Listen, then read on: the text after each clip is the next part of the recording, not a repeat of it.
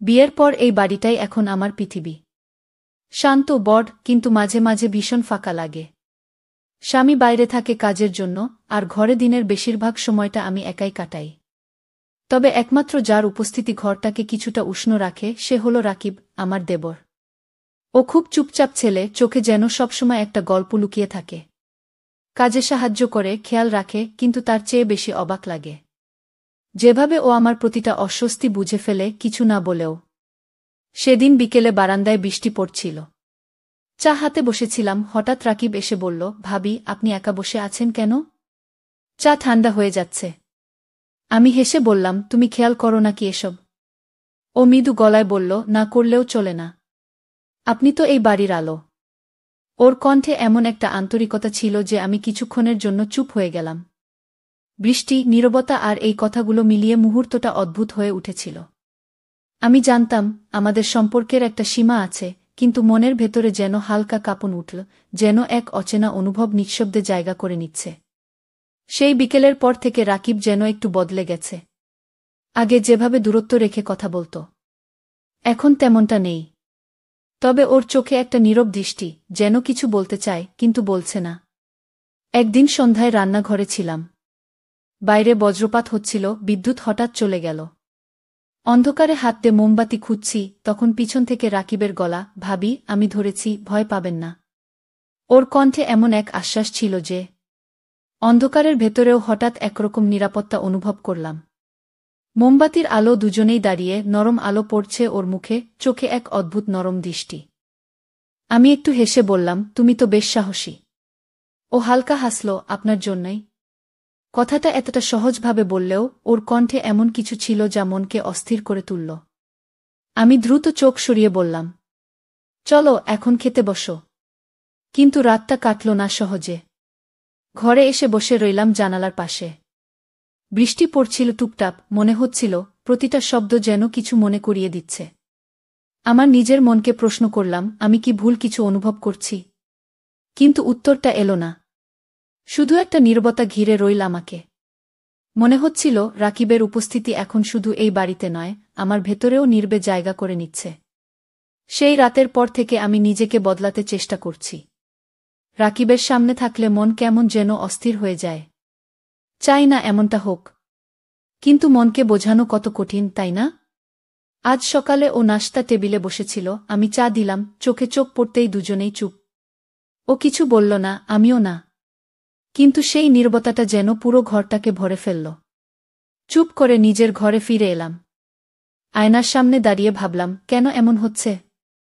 আমি তো ভুল পথে যাচ্ছি না, তাই না? হঠাৎ পেছন থেকে রাকিবের গলা, ভাবি, আপনি ঠিক আছেন? আমি ঘুরে তাকালাম না, শুধু বললাম, হ্যাঁ, ভালো আছি। তুমি অফিস যাও। ও কিছুক্ষণ চুপ থেকে বলল, আপনি কিছুটা দূরে চলে যাচ্ছেন আমার থেকে। কেন জানি মনে হচ্ছে। আমার বুকের ভেতর কেমন টনটন করে উঠল। চুপচাপ বললাম, কখনো কখনো কিছু দূরত্বই দরকার রাকিব, যেন সম্পর্ক ঠিক জায়গায় থাকে। ওর কণ্ঠে হালকা কষ্ট, আমি বুঝি ভাবি। কিন্তু জানেন, কিছু দূরত্ব ব্যথা দেয়া। আমি কিছু বললাম না। জানালার বাইরে তাকিয়ে রইলাম, দুজন মানুষ, একই ছাদের নিচে, তবু এখন এক অদৃশ্য দেয়াল দাঁড়িয়ে গেছে আমাদের মাঝে। রাতে বিছানায় শুয়েছিলাম, বাতাসে হালকা বৃষ্টির গন্ধ, মনে কেমন ভার। চোখ বন্ধ করতেই রাকিবের মুখ ভেসে উঠল। চোখ খুলে নিঃশ্বাস ফেললাম, না, এটা ভুল নয়, কিন্তু ঠিকও নয়। দিন কটা পার হয়ে গেছে, তবু ঘরের ভেতর কেমন একটা নীরবতা ঝুলে আছে। রাকিব আগের মতোই কাজ করে, কথা বলে, কিন্তু আমি বুঝতে পারি ওর চোখে লুকানো কথা এখনো থেমে নেই। সেদিন সন্ধ্যায় ছাদে গিয়েছিলাম। বৃষ্টি শেষে আকাশে হালকা আলো, বাতাসে কেমন একটা মিষ্টি গন্ধ। রাকিবও উঠে এলো, হাতে দুকাপ চা। ভাবি, আপনি একা কেন? আমি একটু হেসে বললাম, একা না, শুধু ভাবছি। ও কাপটা বাড়িয়ে দিল, তাহলে ভাবার সঙ্গী আমি হব? চোখে চোখ পড়তেই মুহূর্তটা যেন থেমে গেল।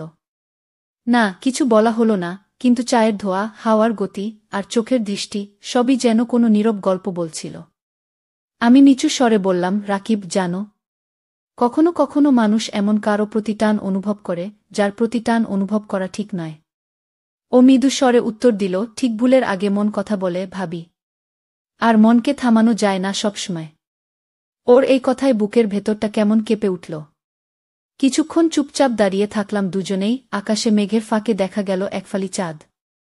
সেই আলো ওর মুখে পড়ল নরম ঝিলিক। আমি মনে মনে ভাবলাম, এই সম্পর্কের নাম দেওয়া যায় না, তবু এর উপস্থিতি অস্বীকার করা যায় না। ও হঠাৎ বলল, ভাবি, আপনি যদি এক মুহূর্তের জন্য হাসেন তাহলে পুরো ঘরটা আলোকিত হয়ে যায়। আমি কিছু বললাম না, শুধু তাকালাম ওর দিকে। চোখে ছিল না কোনো অন্যায় ইচ্ছে, শুধু এক নিঃশব্দ ভালোবাসা, যা হয়তো প্রকাশের নয়, শুধু অনুভবের জন্যই জন্ম নিয়েছে। দিনগুলো কেমন যেন থমকে গেছে।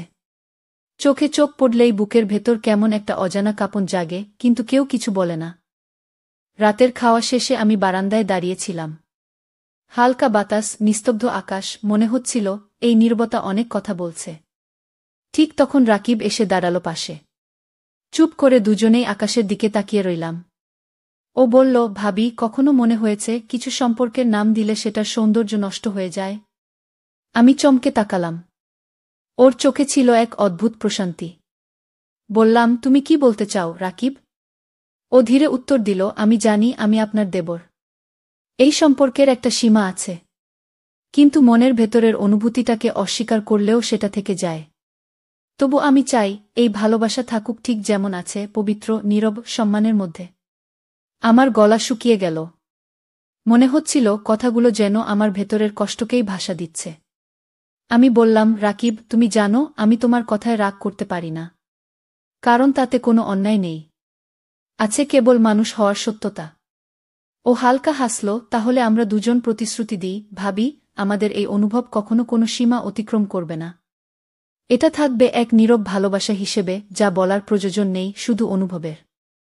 চাঁদের আলো দুজনের মুখে পড়ল। আমি অনুভব করলাম একটা অদ্ভুত শান্তি নেমে এসেছে।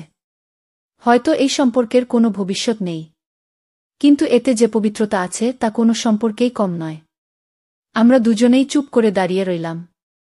নীরবতার মধ্যে যেন এক নিঃশব্দ প্রার্থনা ভেসে গেল, এই অনুভবটা যেন কখনো কলঙ্ক না হয়, বরং হৃদয়ের একটা নির্মল জায়গায় বেঁচে থাকে চিরকাল। সেদিন সন্ধ্যায় হঠাৎ বিদ্যুৎ চলে গিয়েছিল। পুরো বাড়িটা অন্ধকারে ডুবে গেল। বৃষ্টির আওয়াজে জানালার কাঁচ কাঁপছিল, আর আমার বুকের ভেতরও ঠিক তেমনি কাঁপন তুলছিল কিছু একটা। আমি মোমবাতি খুঁজতে গিয়ে রান্নাঘরের দিকে গেলাম। হঠাৎ পেছন থেকে একটা কণ্ঠস্বর, ভাবি, সাবধানে, ওদিকটা ভিজে আছে। আমি ঘুরে দাঁড়াতেই ঠিক তখনই বিদ্যুতের হালকা ঝলকানি, চোখে পড়ল রাকিবের মুখটা, খুব কাছে। চোখে যেন কিছু লুকানো ছিল, একটা নীরব ব্যাকুলতা। আমাদের মাঝে হয়তো এক হাত দূরত্বও ছিল না। বাইরের বজ্রপাতের আলো এক মুহূর্তের জন্য মনে হল সবকিছু থেমে গেছে, শুধু দুজন মানুষের নিঃশব্দ স্পন্দন চলছে।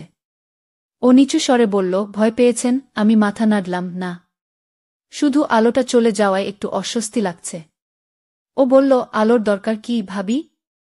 যাদের চোখে আলো আছে তাদের অন্ধকারও সুন্দর লাগে। ওর কথাটা বুকের গভীরে গিয়ে লাগল। চোখের দৃষ্টি যেন মোমের শিখার মতো কাঁপছিল, আর আমার হাতটা কেমন জানি অজান্তেই কাঁপতে শুরু করল।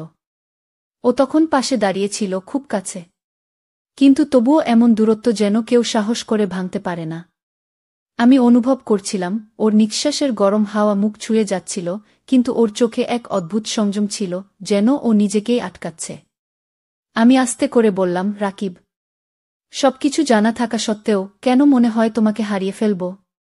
ও হালকা হাসল, কারণ কিছু মানুষকে পাওয়া যায় না, ভাবি, শুধু অনুভব করা যায়। আর আমি সেই অনুভবেই থাকতে চাই।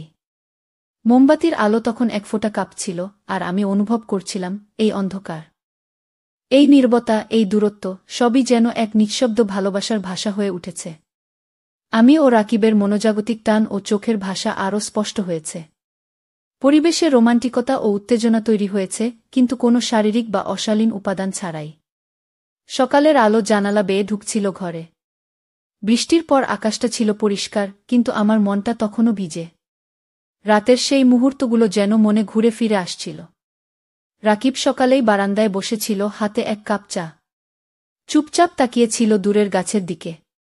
আমি পাশে গিয়ে দাঁড়াতেই ও হেসে বলল, আপনি আজ একটু অন্যরকম লাগছেন ভাবি। আমি একটু মুচকি হেসে বললাম, হয়তো রাতটা অন্যরকম ছিল। ওর চোখে তখন এক অদ্ভুত আলো ঝলক দিল। না, সেখানে কোনো দুষ্টুমি ছিল না, ছিল গভীরতা, যেন ও বুঝে ফেলেছে আমি যা বলিনি। আমরা দুজনেই চুপ। তবু মনে হচ্ছিল এই নীরবতাই সব কথা বলে দিচ্ছে। রাকিব ধীরে ধীরে বলল, ভাবি জানেন, কিছু সম্পর্ক এমন হয় যেখানে ভালোবাসা প্রকাশের চেয়ে লুকিয়ে রাখাই নিরাপদ। আমি ওর দিকে তাকিয়ে বললাম, হয়তো তাই। কিন্তু লুকিয়ে রাখলেও সেই ভালোবাসা কোথাও মরে যায় না। ও মাথা নিচু করে বলল, তাই তো। আপনি আমার প্রতিদিনের ভেতর আছেন, যেমন ছায়া থাকে আলো, দূরে নয়, আবার পুরোপুরি কাছে নয়। আমার বুক কেঁপে উঠল। এই ছায়ার মতো ভালোবাসা, যা হাত বাড়ালেই ছুতে পারি না, কিন্তু সবসময় পাশে পাই। ওর মুখে ছিল এক শান্ত হাসি। আমি তখন মনে মনে বললাম, ভালোবাসা মানে সবসময় একসাথে থাকা নয়, কখনো কখনো দূর থেকে অনুভব করাই সবচেয়ে সত্য।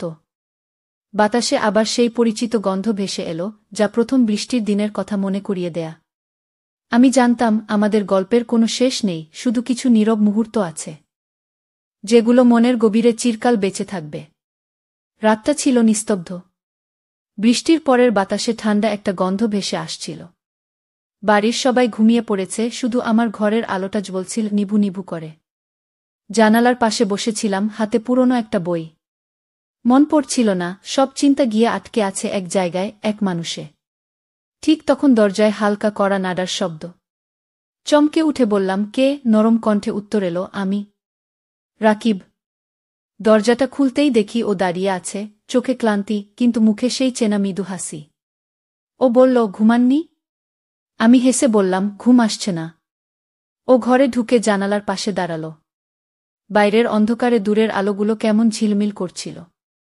ও বলল, কখনো কখনো মনে হয় কিছু মুহূর্তের কোনো নাম থাকা উচিত না, শুধু অনুভব করা, মনে রাখা। আমি চুপ করে ওর দিকে তাকিয়ে রইলাম। হয়তো ওর কথার ভেতরে লুকানো ছিল হাজারটা নাবলা শব্দ। বাতাসে পর্দা উড়ে আমার মুখে লাগছিল। রাকিব আস্তে হাত বাড়িয়ে পর্দাটা সরিয়ে দিল। ওর চোখ তখন আমার মুখে, শান্ত, গভীর আর অদ্ভুতভাবে আশ্বস্ত করা। আমি ধীরে বললাম, রাকিব, আমরা কি ঠিক করছি? ও মৃদু হাসল, হয়তো না, কিন্তু হৃদয় সবসময় ঠিক আর ভুল বোঝে না। আমরা দুজনেই চুপচাপ দাঁড়িয়ে রইলাম। চারপাশে ছিল শুধু নিস্তব্ধতা, আর জানালার বাইরের হালকা বাতাস আমাদের ছুঁয়ে যাচ্ছিল। ও বলল, ভাবি, যদি কখনো আমাকে ভুলে যান, তাও জানবেন, আপনার প্রতি আমার এই নীরব ভালোবাসা কখনো ফুরাবে না। আমি কোনো উত্তর দিতে পারলাম না, শুধু মৃদু হাসলাম আর চোখ নামিয়ে ফেললাম সেই শেষবারের মতো। রাতটা যেন থেমে গেল, না কোনো কথা, না কোনো ছোঁয়া, শুধু এক নীরব উপলব্ধি যে ভালোবাসা মানে সবসময় একসাথে থাকা নয়, বরং হৃদয়ে কারো অস্তিত্ব বাঁচিয়ে রাখা। চাঁদের আলো ঘরে ঢুকছিল নিভু নিভু করে। আমি বুঝলাম রাকিব চলে যাবে একদিন, কিন্তু এই রাত, এই নীরবতা আর আমাদের এই মুহূর্তটা আমার জীবনের সবচেয়ে সত্য ভালোবাসা হয়ে থাকবে চিরকাল। এই গল্প শেষ হলেও আমি ও রাকিবের ভালোবাসা শেষ হয়নি। এটা এমন এক অনুভূতি যা শব্দে নয়, নিঃশব্দে বেঁচে থাকে, চোখে দেখা যায় না, তবুও মন জানে এটাই সেই ভালোবাসা যা কখনো বলা হয় না, তবু হারায় না। তো বন্ধুরা, ভিডিওটি ভালো লাগলে কমেন্টে জানাবেন। এই রকম ভালোবাসার গল্প শুনতে চাইলে চ্যানেলটি সাবস্ক্রাইব করুন এবং পাশে থাকুন আর আপনার বেল আইকনটা বাজিয়ে রাখুন, যাতে নতুন ভিডিও আপলোড করা মাত্র আপনারা দেখতে পান।